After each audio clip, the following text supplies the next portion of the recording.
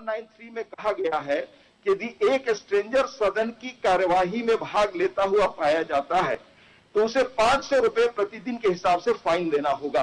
यह अंग्रेजों का समय का गैर जरूरी प्रावधान है। इस बात के औचित्य पर संविधान सभा में भी क्वेश्चन हुआ था। माननीय उपराष्ट्रपति राज्यसभा ने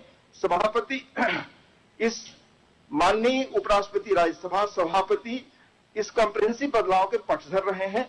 उन्होंने 2018 में एक expert committee Shri VK Agnihotri के चेयरमैनशिप में, जो संसदीय कार्य मंत्रालय के सचिव और बाद में राज्यसभा के महासचिव थे, बनाया। इस समिति ने 77 अमेंडमेंट सजेस्ट किए हैं, जिनमें 124 नए रूल्स जोड़ने की बात है।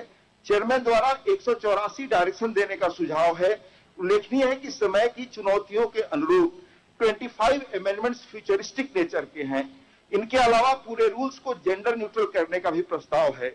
It proposes to add 6 new chapters in the rule book. यह जीपीसी के विचाराधीन है। भारतीय संविधान में समय समय पर परिस्थितियों के अनुरूप अब तक 100 से अधिक बदलाव हुए हैं। हाल ही में वर्तमान अध्यक्ष लोकसभा माननीय श्री ओम बिड़ला जी ने भी लोकसभा के रूल्स का कॉम्प्रिहेंसिव रिव्यू अपेक्षित बदलाव की दृष्टि से नवंबर 2019 में एक्सपर्ट कमेटी बनाई है।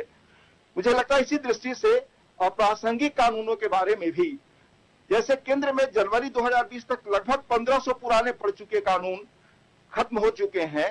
राज्य विधानसभा में कुल कितने अपने पुराने कानूनों को खत्म किया वे भी जरूर कर रहे होंगे, पर पब्लिक डोमेन में मैंने बहुत ढूंढा, नहीं मिला।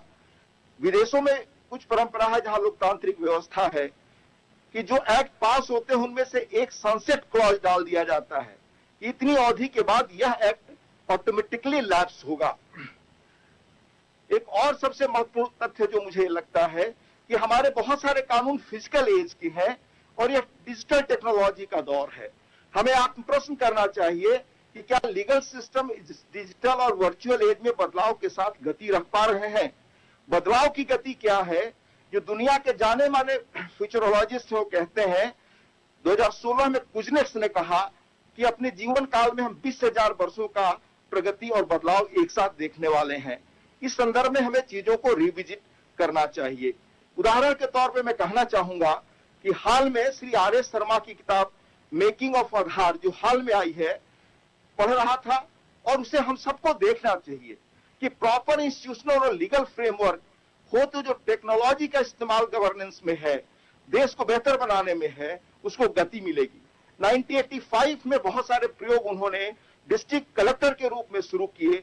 अगर उसको इंस्टीट्यूशनल सपोर्ट उन दिनों मिलता धीरे धीरे तो हम इन चीजों में बहुत आगे गए होते।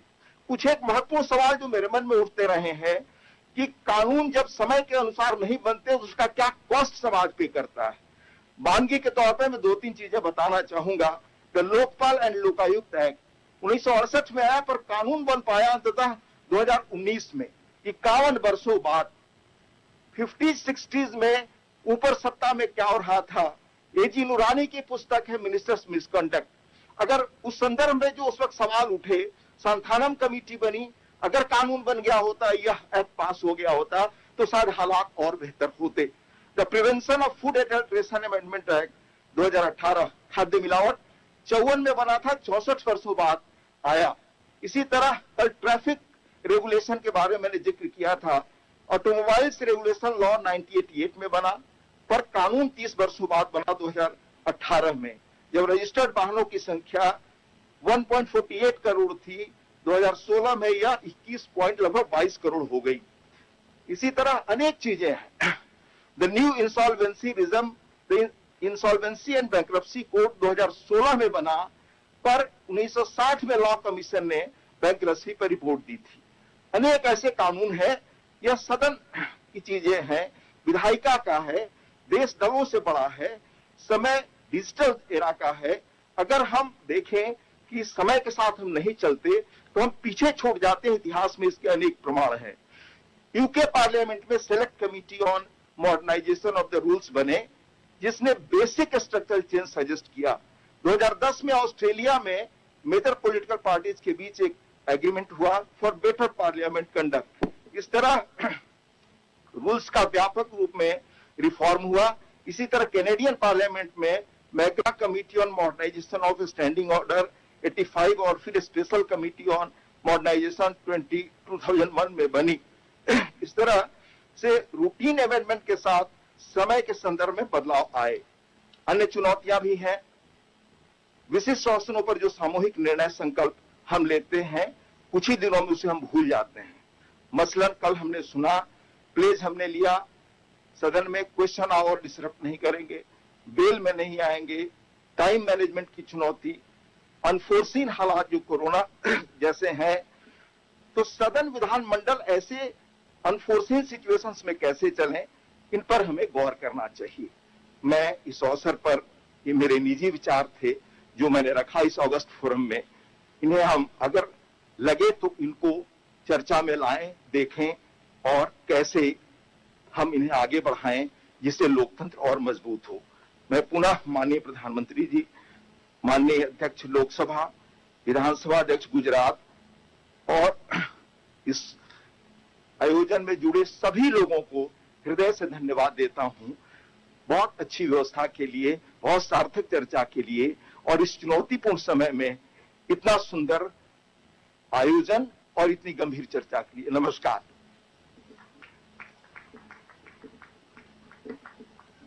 धन्यवाद माननीय उपसभापति राज्यसभा श्री हरिवंश नारायण सिंह जी। माननीय अध्यक्ष लोकसभा श्री ओम बिरला जी से आग्रह कि सभा को संबोधित करें। परम आदरणीय माननीय प्रधानमंत्री जी, गुजरात के राज्यपाल महोदय, राज्यसभा में उपसभापति जी, संसदीय कार्य मंत्री जी, संसदीय राज्य मंत्री जी, गुजरात विधानसभा के अध्यक्ष जी, सभी राज्यों के पीठासीन अधिकारीगण, माननीय संसद सदस्यगण, प्रतिष्ठित गणमान्य अतिथिगण, आज पीठासीन अधिकारियों के 80वें अखिल भारतीय सम्मेलन का समापन केवड़िया में हो रहा है। हमारा परम सौभाग्य है कि आदरणीय प्रधानमंत्री जी इस सम्मेलन के समापन समारोह में हमसे जुड़े हैं। सम्मेलन का आयोजन हमारे स्वतंत्रता आंदोलन के महानायक राष्ट्रपति महात्मा गांधी जी की पावन जन्मभूमि पर हो रहा है, जहां एक और मां नर्मदा का सतत प्रभाव है, दूसरी ओर राष्ट्र के एकीकरण के प्रणेता सरदार वल्लभ भाई पटेल की विशाल प्रतिमा है। ये पूरा क्षेत्र माननीय प्रधानमंत्री जी के नए भारत के निर्माण के विजन का प्रतिबिंब है। उन्होंने एक पिछड़े आदिवासी क्षेत्र में पर्यावरण और विकास का अद्भुत संतुलन रखते हुए एक विश्व स्तरीय एवं आत्मनिर्भर क्षेत्र विकास का मॉडल प्रस्तुत किया है। इस मॉडल में स्थानीय और आदिवासी और पिछड़े लोगों के लिए उनकी सांस्कृतिक विरासत को संरक्षित करते हुए रोजगार और कल्याण के सतत अवसर उपलब्ध कराए गए हैं। सभी पीठासीन अधिकारी 2 दिन से इस पावन भूमि को देख रहे हैं और अभिभूत हैं। मैं इसके लिए भी प्रधानमंत्री जी की दूरदर्शिता से हम सब प्रेरित हुए हैं और हमें नई शक्ति और ऊर्जा भी मिली है। आज भारत के संविधान की 71वीं सालगिरह के पुनीत अवसर पर देश की एकता एवं अखंडता के सूत्रधार सरदार वल्लभ भाई पटेल की विशाल प्रतिमा की छत्र छाया में संविधान की शपथ लेकर हमें दिव्य अनुभूति हुई है। ये शपथ हमारे लिए औपचारिकता मात्र नहीं है, बल्कि राष्ट्र निर्माताओं के प्रति हमारी कृतज्ञता की अभिव्यक्ति है। विषम परिस्थितियों के बावजूद 2 दिन में इस महासम्मेलन में 20 विधान मंडल के पीठासीन अधिकारी उपस्थित रहे। सभी प्रतिनिधियों ने संवैधानिक विषयों पर व्यापक संवाद किया और अपने अनुभव तथा विधान मंडलों में किए जा रहे नवचारों का भी साझा किया। सम्मेलन में ये सभी का मत था कि संविधान की मूल भावनाओं के अनुसार लोकतंत्र के तीनों स्तंभों को अपनी अपनी सीमाओं के अंदर सहयोग, सामंजस्य और समन्वय की भावना से कार्य करना चाहिए। लोकतंत्र को सशक्त तभी बनाया जा सकता है जब सभी संस्थाएं मजबूत होने के साथ साथ जनता के प्रति उत्तरदायी और पारदर्शी हो। पीठासीन अधिकारियों ने सामूहिक संकल्प भी लिया है कि हम अपनी विधायिका को जनता के प्रति अधिक जवाबदेह बनाने के साथ साथ सदन की गरिमा एवं सम्मान को और बढ़ाने का प्रयास करेंगे। सभा ने लोकतंत्र उत्सव के आयोजन, राष्ट्रीय सर्वश्रेष्ठ विधायिका पुरस्कार की स्थापना और नागरिकों में मौलिक कर्तव्यों के प्रति जागरूकता के प्रसार पर भी सर्वसम्मत तरीके से निर्णय लिए हैं। हमने कई फैसले और निर्णय किए जिनके आधार पर हम लोकतंत्र को सशक्त और मजबूत बनाएंगे। ये भी हमने निर्णय लिया है कि सम्मेलन में किए गए निर्णयों को समयबद्ध तरीके से प्रभावी क्रियान्वयन करने का भी हमने संकल्प लिया है। हमारे राष्ट्र नायकों ने दलगत और व्यक्तिगत प्रतिबद्धताओं से ऊपर उठकर एवं नागरिकों को केंद्र में रखकर संविधान की रचना की थी। आज हमारा भी यही कर्तव्य है कि हम राजनीतिक मतभेदों से ऊपर उठकर राष्ट्र हित में कार्य करें। हम भले ही अलग अलग दलों से चुनकर आते हैं, परंतु हमारा उद्देश्य देश हित और जनहित ही होता है। स्वतंत्रता के समय हमारे देश की परिस्थितियां इस प्रकार की थी कि नागरिक अधिकारों पर अधिक बल दिया गया था, परंतु आज के परिप्रेक्ष्य में यह आवश्यक है कि हम अपने अधिकारों से ऊपर उठकर राष्ट्र के प्रति अपने कर्तव्यों को समर्पित भावना से पालन करें। हमारा संविधान मौलिक अधिकारों के साथ साथ कर्तव्यों के निर्वहन पर भी समान बल देता है। संविधान आधुनिक गीता की तरह है जो हमें क्रम करने की प्रेरणा देता है तथा राष्ट्र के प्रति अपने कर्तव्यों का बोध कराता है। हमारे देश की जनता ने इन्हीं भावनाओं का आत्मसात किया है। आज कोरोना वैश्विक महामारी के समय सभी देशवासी सामूहिक रूप से प्रयास कर रहे हैं और इस चुनौती का मुकाबला कर रहे हैं और हम अपने नागरिक अधिकारों के कर्तव्यों को भी निभा रहे हैं।